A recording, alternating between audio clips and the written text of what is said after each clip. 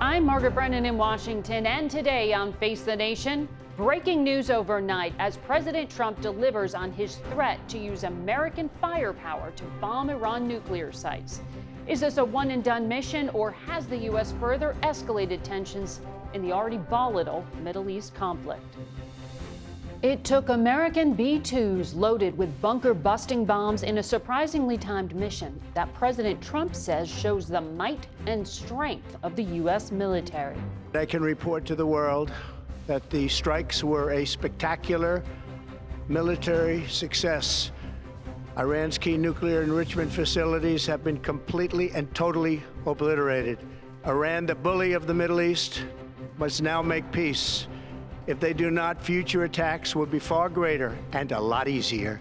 Just how successful were those strikes? Can the U.S. keep from getting further involved? This morning, Iran says they'll respond and that the U.S. betrayed diplomacy. What's the threat to Americans, especially our troops serving in the Middle East? We'll talk with Secretary of State Marco Rubio, plus Virginia Democratic Senator Tim Kaine and two House members with very different political ideologies, united now when it comes to U.S. intervention in a war between Iran and Israel. All this and more is just ahead on Face the Nation.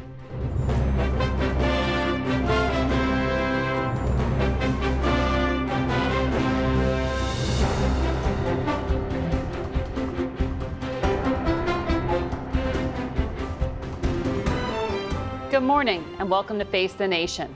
Following the U.S. bombing of 3 nuclear sites in Iran yesterday, Trump administration officials are breathing a sigh of relief that the highly classified bombing mission appears to have gone off without a hitch. But there is also concern now about what happens next when it comes to Iran. Operation Midnight Hammer involved top secret planning and a head fake as 2 strike forces of B-2 bombers departed the U.S., flying in opposite directions late Friday night. On Saturday, defense officials confirmed to CBS News that there were, in fact, B-2s headed to Guam, flying west from their home in Missouri. But those were decoys. A separate fleet of B-2s departed from that same location, heading east to the targets in Iran. Pentagon officials say the mission was an overwhelming success, but also concede it is too early to assess if Iran still has nuclear capability.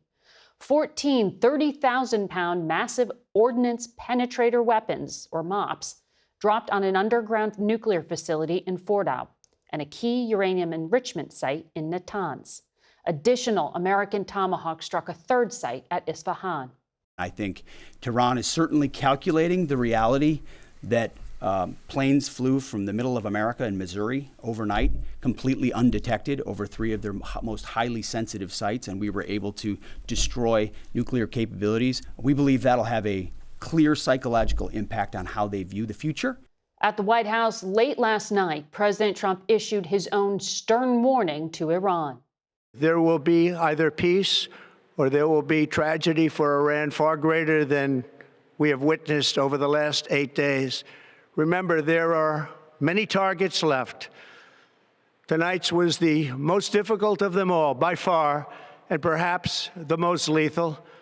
But if peace does not come quickly, we will go after those other targets with precision, speed, and skill. And those words, go after other targets, have led to confusion and some concern about what is next for the U.S. role in this very volatile crisis. Secretary of State and acting White House National Security Advisor Marco Rubio now joins us. Mr. Secretary, I know it has been an intense few hours, but so far it does not appear that Iran has yet retaliated against the United States. What intelligence do you have at this point about their capabilities to respond, the intent of their proxies? Is there any kind of command and control structure left to activate them?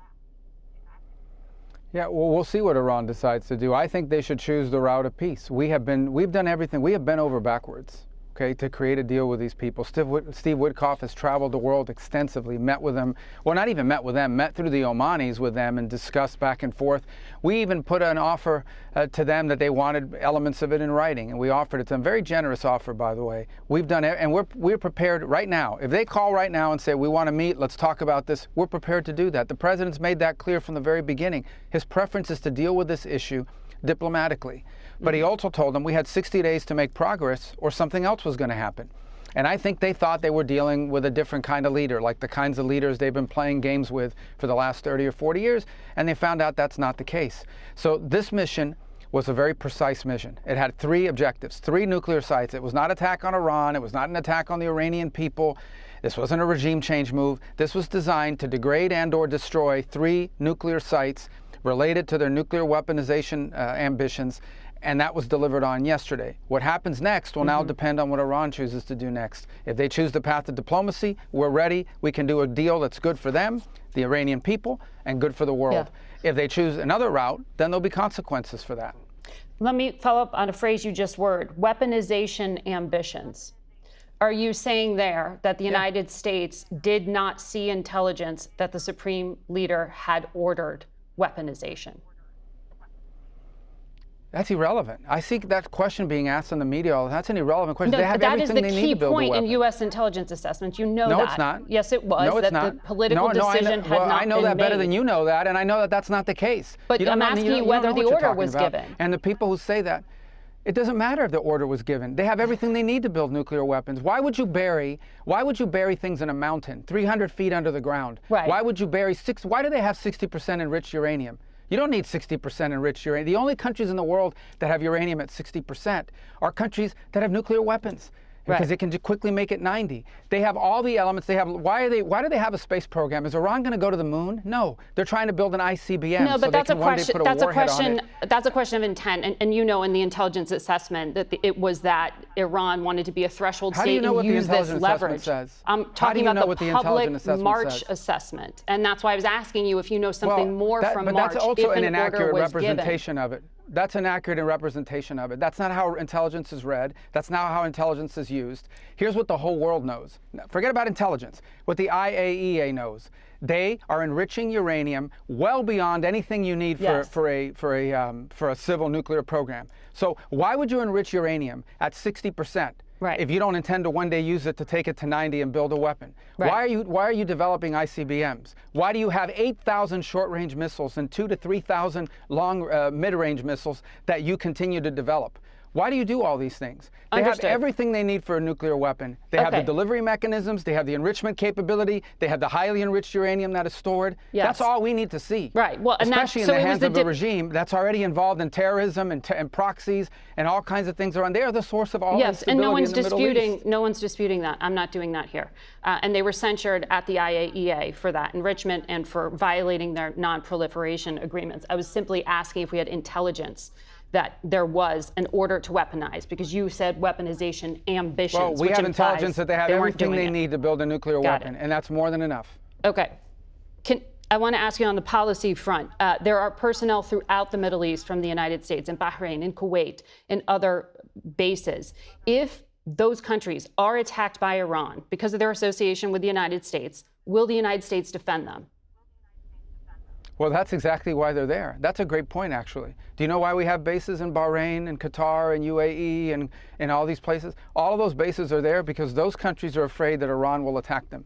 If Iran was not a threat to the region, if the Iranian regime, because I'm talking about the Iranian people, the regime was not a threat to the region, we wouldn't have to have any of these bases. Those bases are there because those countries are petrified that the Iranian Shia clerics that run that country will attack their countries. Will the United States defend them if they are? As you know, they've got a very difficult history. Well, that's why we're there. That's why we're there. So but yes, we will defend them. Is what they're threatening to do. So we'll defend our people, obviously. We'll defend our people. Well, they'll attack our bases. And those are our bases, and we're going to defend our personnel, and we're prepared to do that. But we'll do more than just defend. We'll impose costs on Iran if they attack American personnel, whether they do it directly or whether they do it through some of these proxies that they try to hide behind. And that includes the Houthis. Yeah. So another proxy of theirs. So, but let's hope they don't choose that route. Let's all hope that they actually decide, okay, let's go negotiate, because we want a diplomatic and peaceful solution. We have achieved our objectives. We're ready to negotiate this in a peaceful, diplomatic way. We've been prepared to do that for days. They are the ones that played games, as they have done for 40 years, as they have done to multiple presidents. They tried to play games with President Trump, and they see what happens. This is not a game-playing president. When he says he's going to do something, he will do it. I hear you saying here you want to de-escalate when you are talking about diplomacy. You are looking for Iran to pick up that offer that was put on the table you mentioned by Steve Witkoff. Can you just clarify, does that mean the U.S. would still allow for Iran to have a civilian nuclear program if it does not enrich on its own soil? But that's never been an issue. There's countries all over the world that have a civil nuclear that's still program. the No offer one on here the is table? saying that Iran can't. Sure, that's always been there. Any country in the world has a right to have a civil nuclear program. What they don't have a right to do is to enrich it at 60%, hide it under a mountain, and develop long-range and short-range and mid-range missiles and sponsor terrorist proxies all over the world. They don't have a right to do that. And that's what they've been doing. And no one's dealt with it. And it's continued to linger. And they've played games with multiple presidents and multiple countries around the world, and they've gotten away with it for 40-something years. This is very simple. The president wants to resolve this diplomatically and peacefully. He gave them a chance to do that. They delayed. They had all these kind of delay tactics. They wouldn't even meet with us directly. We had to go through third countries. This is very simple. Let's meet directly. Let's work on agreements that are good for Iran, good for the Iranian people in particular, good for the safety and security of the world and the United States. That's always been our preference. That continues to be our preference.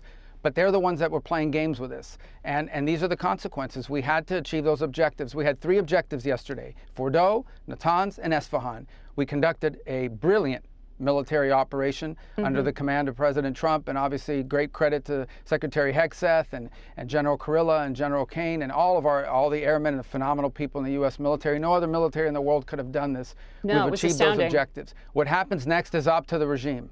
Okay, the regime wants peace. We're ready for peace. They want to do something else. They're incredibly vulnerable. They can't even protect their own airspace. Well, clearly they could not. But what is the U.S. assessment of how much nuclear material at those sites was moved prior to the attack? There has been talk for days about bombing of Fordow. Well, look, we don't. No one will know for sure for days, but I doubt they moved it, because you really can't move anything right now, and they can't move anything right now inside of Iran. I mean, the minute a truck starts driving somewhere, the Israelis have seen it and they've targeted it and taken it out. So our assessment is we have to assume that that's a lot of 60% enriched uranium buried deep under the ground there in Esfahan, and that really is the key. What they should do with that is they should bring it out of the ground and turn it over.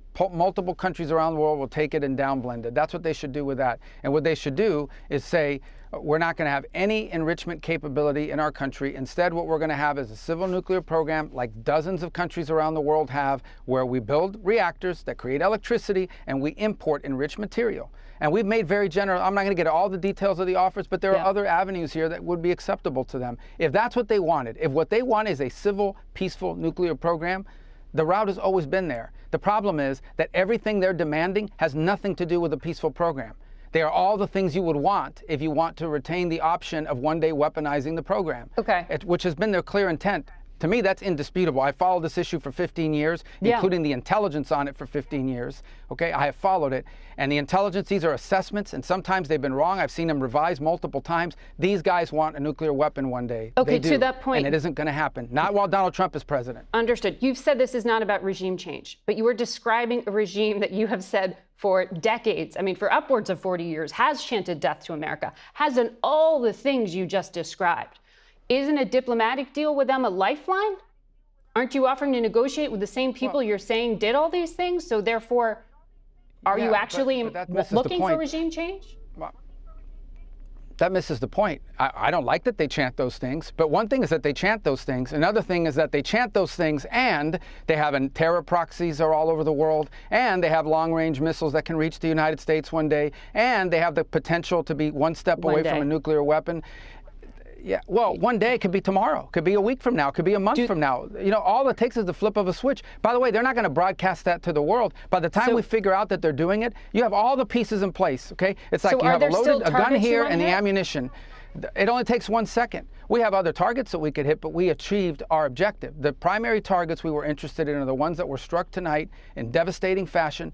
The ones that were struck, I guess, tonight over there, their time, in devastating fashion, and we've achieved that objective. There are no planned military operations right now against Iran unless they mess around and they attack American or American interests. Then they're going to have a problem. And I'm not going to broadcast what those problems are, but suffice it to say, know this. The United States flew halfway around the world, right into the heart of Iran, over their most sensitive locations. These things got rocked. And then we left. And we were out of their airspace. We were over the ocean before they figured out what had happened. And there are plenty of other targets. We don't want to do that. That's not our preference. We want peace deals with them, and that's up to them to decide. You said defend American interests. Would the United States military take action to keep, for example, the transit point, the Strait of Hormuz, open? If there are attacks on oil installations, would the United States consider that a direct act by the state, even if it was carried out by a militia? Well, I'm not going to take options away from the president. That's not something we're talking about right now in terms of being immediate. But if they do that, the first people that should be angry about it are the Chinese government, because they take a lot of their oil comes through there. So they should be the first ones that are saying if they mine the Straits of Hormuz, the Chinese are going to pay a huge price. And every other country in the world is going to pay a huge price. We will too. It'll have some impact on us. It'll have a lot more impact on the rest of the world. A lot more impact on the rest of the world. It would be a suicidal move on their part, because I think the whole world would come against them if they did that. Will the Chinese and Russians stop trading with Iran? You have to ask the Chinese and the Russians. You haven't Probably asked them? not. I mean, they're getting, the Russians are getting a bunch of these, these drones that they're using are coming from Iran. Exactly. They're coming from Iran. So I saw the foreign minister, instead of meeting with Steve Witkoff, is headed to Moscow to meet with Putin, which was a pre-scheduled meeting, which is fine. You know, they can go meet. And, the Russians at the end of the day, I mean, they buy drones from them. But look, this is very simple. We want to have an agreement with them, a diplomatic agreement in which they have a civil nuclear program but are not enriching and don't have weapons-grade material or weapons-grade capabilities laying around. That's that simple. That's our interest here. Understood. Who they trade with, who they deal with, those are other topics. Our objective here is very straightforward. They're not going to have a nuclear weapon. They're not even going to get close to a nuclear weapon. They're not even going to be in the neighborhood of a nuclear weapon, because these people are dangerous. This is a radical Shia clerics who run that country, and they are the source of all instability in the region, all of it. Without Iran and this regime, there is no Hamas, there is no Hezbollah. Well, because we don't want them to have a nuclear weapon. Okay, but that's the core objective. But I'm going through the things they've done, because that's why they can't have a nuclear weapon. Okay, they sponsor Shias. They sponsor these Shia militias, Hamas, Hezbollah, all these other terrorist groups. These people are never going to get anywhere close to a nuclear weapon. Not while Donald Trump is president. For the Americans at home who are going, are we at war? You know, I'm trying to suss out some of the facts here. So why would Iran agree to any peace deal if the United States has already pulled out of one that they had, as President Trump did in 2018, and now has launched 2 surprise attacks? Both Israel and the United States have done so. There is such a massive trust deficit there. How could you possibly come to but the trust deficit started with Iran. I know. Well, the trust deficit, the ones that shouldn't be trusted are the Iranians, because they're the ones that sponsor terrorism. Did they forewarn us before they blew up the embassy in Lebanon and killed over 200 American servicemen? Did they forewarn us before they built IEDs and blew the legs and arms off of American servicemen in Iraq? I mean, these are the people that are doing this forever. They're the ones that no one should trust. They're the ones that have lied about their nuclear program. But they're the ones that have hidden things from the international organisms. But that sounds like we're headed towards regime change, or the desire to get these people out of power. No. Are you? No. A serious foreign policy is one that's focused on identifying what our national interest is. You don't have to like the regime. There are a lot of regimes around the world that we don't like, okay? But in this particular case, what we are focused on is not the changing of the regime. Okay, that's up to the Iranian people if they want to do that, but that's not what we're focused on. Our national interest is about one thing, and that is Iran not getting anywhere near the capability to weaponize and have nuclear weapons. They're not going to get anywhere near that capability. The president has made that clear from day one. Our preference for solving that problem, that very specific problem, is through diplomacy. We've said that. We've given it every opportunity. They played games. They tried delay tactics. They're trying delay tactics now on the Europeans because of the snapback provisions. And you talk about the JCPOA, that was a crazy deal. When did the president make this decision? Because he said he was giving 2 more weeks of diplomacy on Friday, and on Friday, these jets took off. Well, the president retains the opportunity to pull out of this at any moment, including 10 minutes before. But the president ordered options. Look, the decision, in my view, was made when he wrote a letter to the Supreme Leader, and he said, over the next 60 days, we want to do a deal with you and solve this problem of nuclear weaponization. Yeah. We want to do it peacefully. Okay. If after 60 days we don't see progress or it isn't solved, we have other alternatives. Right. He made that very clear. I think what some people Mr. are struggling with here is that we today have a president who does what he says he's going to do. And that's what happened here. And hopefully Mr. the Iranian Secretary, regime got that message. We're going to hit a commercial break, so I have to wrap you there. Thank you very much for your time. We'll be back in a minute. We're back now with 2 reports from the region. Deborah Patta's in Tel Aviv. Your bold decision to target Iran's nuclear facilities with the awesome and righteous might of the United States will change history. It's mission accomplished, according to Prime Minister Benjamin Netanyahu, who congratulated President Trump for the overnight strikes on Iran. 2 hours later, Iran retaliated with a barrage of at least 30 ballistic missiles. At least 3 broke through. Buildings were reduced to rubble in Haifa and here in Tel Aviv. The scene has been cordoned off after a direct hit from Iran's retaliatory strike, some of the worst damage in this area. The missile decimated an apartment block and homes in this neighborhood, but there were no fatalities. Israel has said its main goal was to destroy Iran's nuclear capability. As world attention is diverted to Iran, Gaza is sinking into an even greater catastrophe, with the Hamas-run health ministry reporting over 200 deaths in the past 48 hours alone. The injured wait to be treated on hospital floors. Children's screams fill the emergency rooms. Gaza remains stuck in a bloody limbo of misery and death. Israel remains on high alert. Most of the country is shut down and only essential services are permitted to operate. Thank you, Deborah Patta in Tel Aviv. We go to Erbil, Iraq with Holly Williams. Iran's foreign minister said this morning that the U.S. has committed a grave violation of international law and Iran has to respond. Iran's supreme leader, Ayatollah Ali Khamenei, warned last week that any U.S. military intervention would be met with irreparable harm. It's thought that he is now in hiding in a bunker. Now, U.S. military bases here in the Middle East are obvious targets for Iranian retaliation, and they are scattered across this region, along with around 40,000 American troops. A second carrier strike group is on its way to the Middle East to boost U.S. firepower.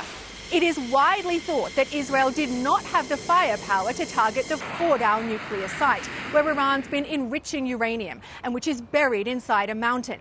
But now that the US has bombed it, the question is what comes next? One outcome is that Iran capitulates and agrees to give up its nuclear program. But another outcome is that Iran may be more motivated than ever before to develop nuclear weapons to protect itself from further attack. One Iranian lawmaker posted on social media overnight, apparently speaking to that possibility, saying, quote, "Knowledge cannot be bombed." That's Holly Williams in Iraq. We'll be right back. Coming up next, we'll be talking with 2 of the most vocal critics of the U.S. engaging in foreign conflict, especially without congressional authorization. But these 2 are on very far apart when it comes to the political spectrum. California Democrat Ro Khanna and Kentucky Republican Thomas Massie are standing by, and we'll bring you that conversation in a moment.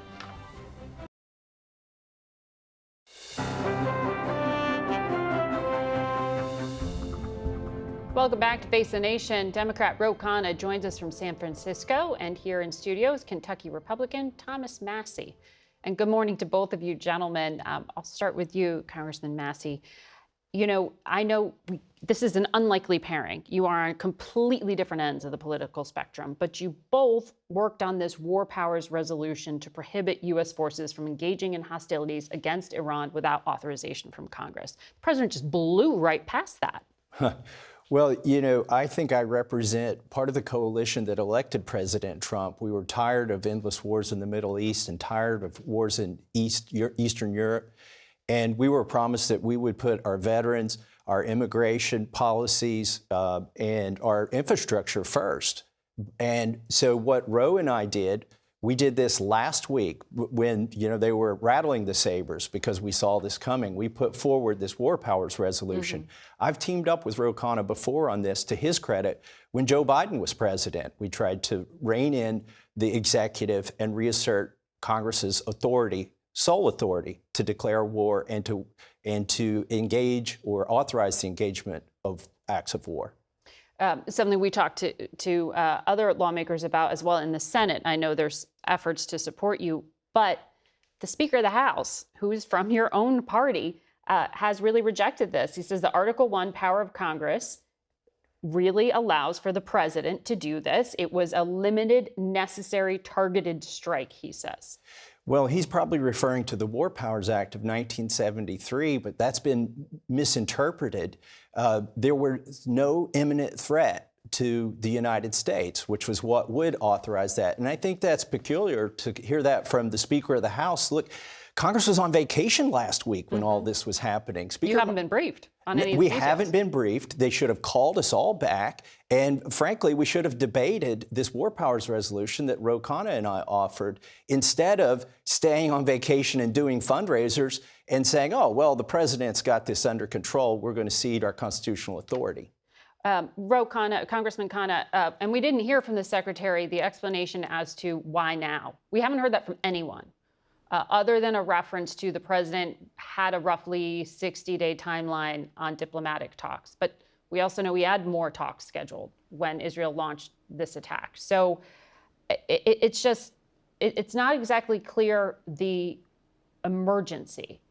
You will be briefed along with other members of Congress Tuesday. What are the questions you have? Well, first of all, the tragedy in this country is that we keep entering these overseas wars. We triumphantly declare the mission is accomplished the day after, and then we're left with Americans bearing the consequences for decades. Now, Thomas is absolutely right in showing courage. I mean, the headlines all across this country says the United States enters war with Iran. He is actually representing a lot of the people in the MAGA base, people like Steve Bannon, Tucker Carlson, Marjorie Taylor Greene, Theo Von, who has had them on, who's saying, we don't want this war. And I heard your interview with Secretary Rubio. He's saying, well, we want a peace deal. We want to make sure that Iran can enrich uranium through civil purposes. Well, we had that. We had that at the JCPOA, and there was not a single violation that the IAEA found during that time. So my question, I guess, is now you're going to force Iran to go covertly in developing this nuclear material. Now you've put American troops at risk. Now you're wasting billions of our dollars because we're sending more troops to the Middle East. What did you accomplish, and why are you oblivious to the American people who are sick of these wars? But Congressman, are you open to the idea that there could be intelligence that is disclosed to you in this classified setting on Tuesday that could justify this? Or is any military action, in your view, war? Well, I'm always open to new intelligence, but the procedure should have been that Congress was briefed before we decided to enter war, and that we actually had a vote on it. You have Tulsi Gabbard, who just months ago, the director of intelligence, saying that was not the case. The reality is, and we should just speak openly, there are people who want regime change in Iran, and they are egging this president on to bomb. I hope cooler heads will prevail. We need to pass, Thomas Massie and my war powers resolution to make it clear that we're not going to get further entrenched into the Middle East. And Congressman Massie, it's interesting because you were talking about a part of the party you represent. The Secretary of State comes from a different part of that same party, as you know. And I did hone in on the question about intelligence and what it showed. He called it an ambition to weaponize. Weaponization ambition. That's different than they're making a nuclear weapon. Yeah. But are you open to intelligence and persuasion here? I'm open as well. But look, in the first Iraq War, the second Iraq War, and the war in Afghanistan, Congress first got the briefings. Congress met and debated. It should have been declarations of war, but at least they did an authorization of use of military force. We haven't had that. This has been turned upside down, this process. Well, you heard from Mitch McConnell, the former Republican leader, the senator, say it was a bad week for the isolationists. He was talking about Tucker Carlson and he was talking about Steve Bannon. Do you think that the president is making a choice here, or is he trying to have it both ways? Both saying, I'm going to please the hawks of the party by bombing, but then I'm going to say I want a peace deal and make the isolationists happy by saying, you know, I'm not committing to anything more than one and done. Well, I'll concede this. It was a good week for the neocons in the military-industrial complex who want war all the time. I wouldn't call my side of the MAGA base isolationist. We are exhausted. We are tired from all of these wars, and we're non-interventionists. I mean, this was one of the promises. I mean, are you going to call President Trump's campaign an isolationist campaign? What he promised us was we would put America first. And I think there are still voices in this administration. You've still got J.D. Vance. You've still got Tulsi Gabbard. You still, RFK Jr., you still got calmer heads that could prevail. They were not persuasive in this case, clearly. Well, somebody was persuasive. AIPAC is very persuasive. For instance, the Israeli lobby in Congress. If you look at my colleagues' feeds now, they all look the same. They're all tweeting the same message that we've got to support Israel and we've got to do this. My question is, does 3 bombings and we're done with Iran's nuclear ambitions? Is that the 2 weeks to slow the spread of 2025? Is this, we were told 2 weeks to slow the spread then. Now we're told it's just going to take 3 bombings. But what happens when Israel gets bombed again? Is Trump going to sit by and say, no, we're not going to further engage in this war? I tried to get answers from the secretary on that question. But when you say the pro-Israel lobby, AIPAC, do you see a difference between Israel's interests and American interests? Absolutely. Yeah. I mean, look, Iran, the reality is they don't have a missile that can reach the United States. They're not near to getting a missile that can reach the United States. I think this, what has happened, what has transpired this week has been planned for months. This administration and maybe even the administration prior to that said, you go in and soften them up, take out their air defense capabilities, and then we'll send in the big bombers. So, Congressman Kaine, I know you have raised objections on this program in the past about Israel's operations in Gaza for how it has conducted that war against Hamas. That was a different context. But now you very well may be asked to provide more weaponry to Israel to defend itself. Do you oppose that as well? Well, first, let me just say that it's a totally unfair smear to call people isolationists. The vast majority of Americans who don't want more war and want diplomacy. Diplomacy and engagement is not isolationism. But look, on Israel, I have supported aid and support defensively. And even the War Powers Resolution says that if Iran is striking Israel, we could provide defense so that Israel isn't hit. What I opposed was giving Israel offensive weapons to go kill more people in Gaza. I think that war needs to end. But I think the bottom line, Margaret, is what have we achieved here? We're going to push Iran to now be like Pakistan or North Korea, go in and try to develop a nuclear bomb covertly. We have put more American troops at risk. We're going to spend more resources going and getting more entrenched in the Middle East. And we've created a generation of hate. It's like, can this country learn? We keep voting for people for president who say we're not going to get into war, and then they keep getting pushed by the Washington Beltway to get us into this mess. Congressman Kaine, Congressman Massie, thank you. In a rare bipartisan meeting of the minds, at least on this issue. We'll be right back. We go now to the Democratic Senator Tim Kaine, who joins us from Richmond, Virginia. Good morning to you, Senator. Good morning, Margaret. I know you sit on the Armed Services Committee and the Foreign Relations Committee, but what we just heard from the Pentagon was that Congress was notified after the strike on Iran was concluded, after the U.S. jets are back and in safety. Is this sufficient? Margaret, no. Congress needs to authorize a war against Iran, this Trump war against Iran. We have not. Congress should be consulted with it. We were not. And Congress needs to be notified, not after the fact, but in advance. We were not. That's why I've filed a war powers resolution that will ripen and be brought to a vote on the floor of the Senate this week. Senator Schumer is working with Leader Thune to make that happen. The United States should not be in an offensive war against Iran without a vote of Congress. The Constitution is completely clear on it.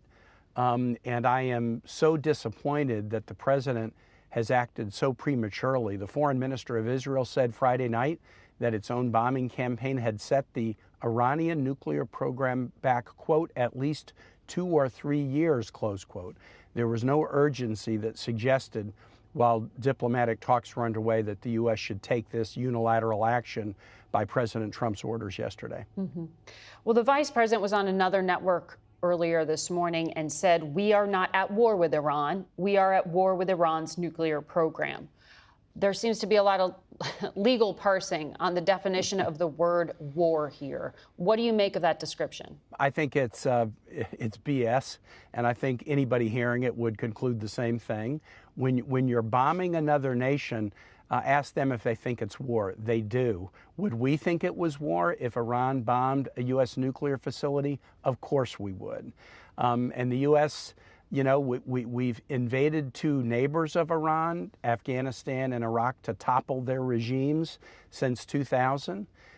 Those were wars. Mm-hmm. This is the U.S. jumping into a war of choice at Donald Trump's urging, without any compelling national security interest for the United States to act in this way, particularly without a debate and vote in Congress. We should not be sending troops and risking troops' lives in an offensive war without a debate in Congress. Well, just on the facts, though, the president has not authorized ground forces. In fact, he said he really doesn't want to send in ground forces. When it came to what was just described to the public by the Pentagon, it was really characterized as limited in scope. It sounds like you believe those early hour descriptions are going to turn out to be false. I do. The War Powers Resolution says that a member of Congress can challenge the president if the president initiates hostilities against a foreign nation. Doesn't use even though the title is War Powers Resolution, the statute says if you initiate hostilities without congressional authorization, even a single member of the House or Senate can force a vote on the Senate floor. There is no doubt that the U.S. sending this massive set of Tomahawk missiles and B-2 bombers and bunker busters on 3 Iranian nuclear sites is hostilities. Now, again, some in the Senate may say this is great and we want to vote for it. Mm-hmm. I happen to think that getting into a 3rd offensive war in the Middle East in the last 25 years is absolutely reckless and foolish. And I'm going to be doing everything I can to convince my colleagues of that. I may or may not succeed. But Congress should have the debate and vote on this before mm-hmm. we escalate the risk to American troops, which this action has done. We know that prior to this action, Northern Command had already directed additional security measures on all U.S. military installations. You've got a lot of military installations in Virginia. What do you know about the threat to the homeland at this point? We're going to have a briefing Tuesday, Margaret, and I'll learn more then. But what I do know, I also have a lot of Virginians deployed in the Middle East. There are about 40,000 U.S. troops deployed all over the Middle East, sailors on Navy ships in the Mediterranean and the Red Sea, folks in land bases in Syria and Iraq. And yes, this action dramatically raises the risk to them. And the question is, for what? If the Iranian nuclear program, Vice President Vance says it's a war against their nuclear program. Of course, we had curtailed that diplomatically a few years ago until Donald Trump tore up the diplomatic deal.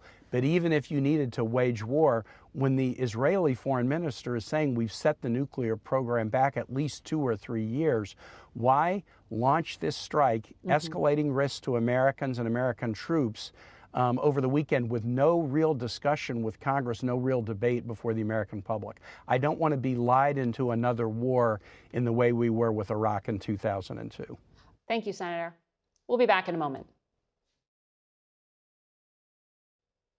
We go now to the former commander of CENTCOM, which controls U.S. forces in the Middle East, our CBS News contributor, retired General Frank McKenzie.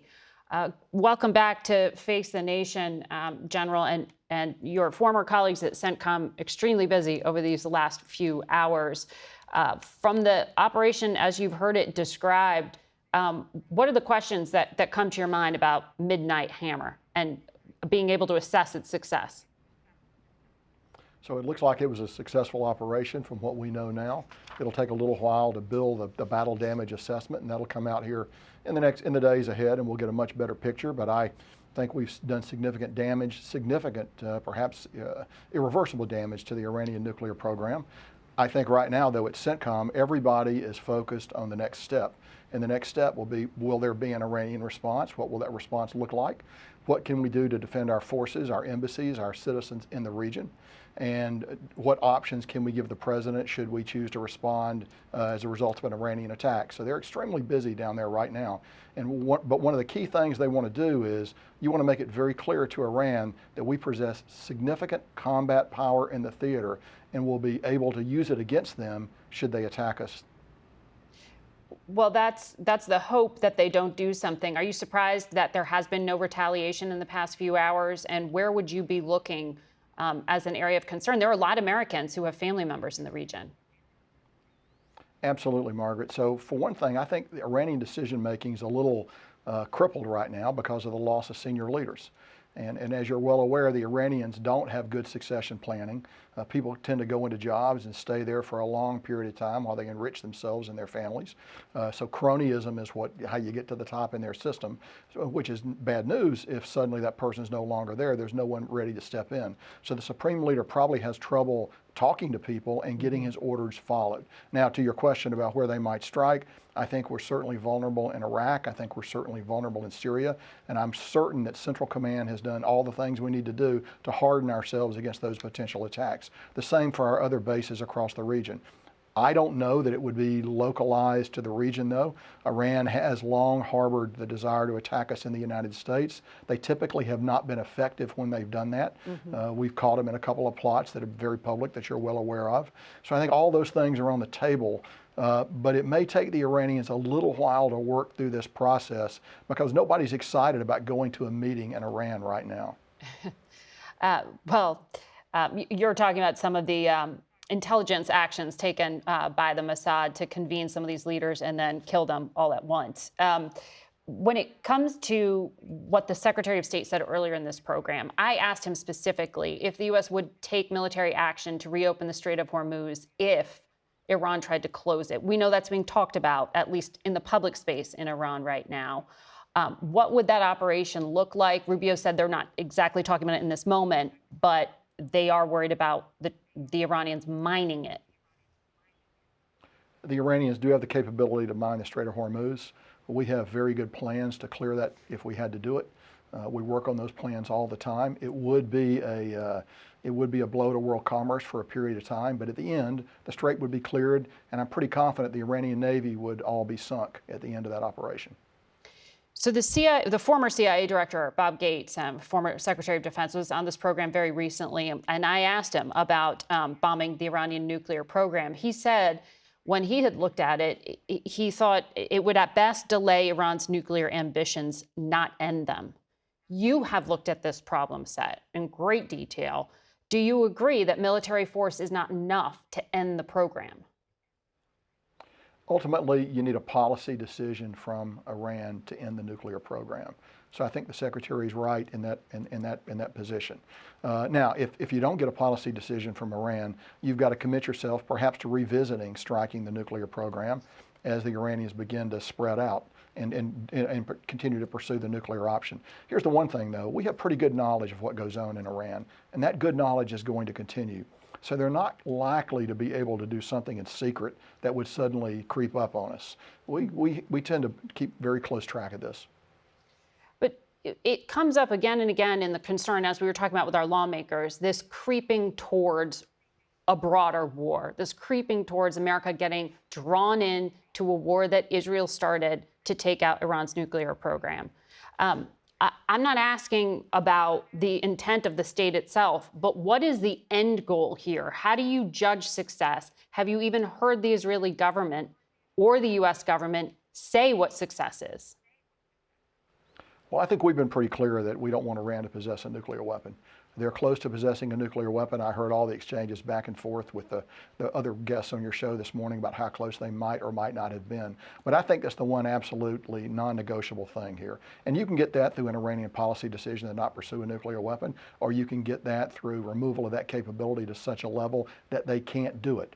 The second case is not the preferable case, obviously, but there are ways to do this. And the one thing I would add about the strike that occurred here over the last few hours, it was carefully crafted, narrowly designed against the nuclear program to give Iran room to maneuver, diplomatic room to maneuver if they want to seek a way out. So I think that was very clever.